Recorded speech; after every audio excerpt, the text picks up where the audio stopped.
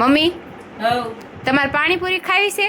ના ના તો અત્યારે ટ્રેન્ડિંગ છે ઓલું પાણીપુરી પૂચકા, એ બનાવી દઉં? તે બનાવી હા તે હાલો બનાવી દઉં. આજે તો મારે કંઈક નવીન જ બનાવવાનું હતું, એટલે સૌથી પહેલાં મેં એક વાસણ લઈ લીધું. ત્યારબાદ તેમાં 1 વાટકો જેટલો ચણાનો લોટ, સ્વાદ અનુસાર મીઠું, તેમાં અડધી ચમચી ખાવાનો સોડા અને થોડાક લીલા ધાણા લઈ લીધા. ત્યારબાદ તેમાં થોડું પાણી ઉમેરી સરસ એવો લોટ તૈયાર કરી લીધો. બીજી બાજુ તેલ ગરમ થવા મૂકી દીધું અને તે ગરમ થઈ ગયું એટલે તેમાં એક પછી એક મેં બધા જ ભજીયા પાડવાનું ચાલુ કરી દીધું.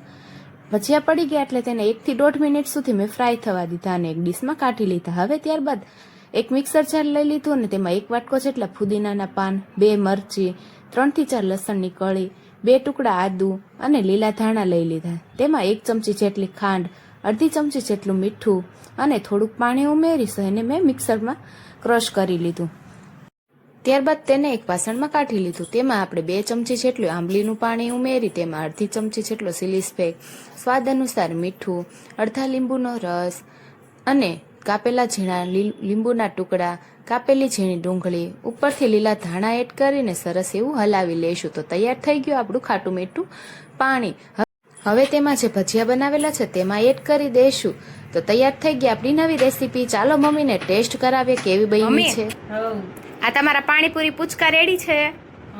સરસ બનાવ્યું. ટેસ્ટ કરો કેવા લાગ્યા.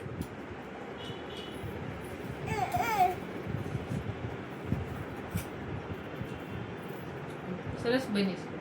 Thank you.